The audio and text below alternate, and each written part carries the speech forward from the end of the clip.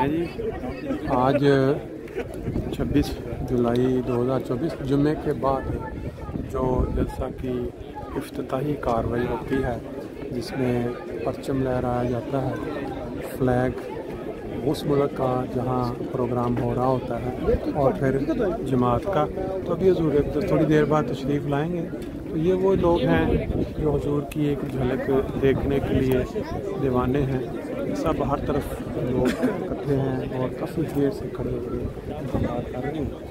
अभी जब ये प्रोग्राम मुकम्मल हो जाएगा तो उसके बाद फिर हुजूर अंदर तशरीफ़ ले जाएंगे। और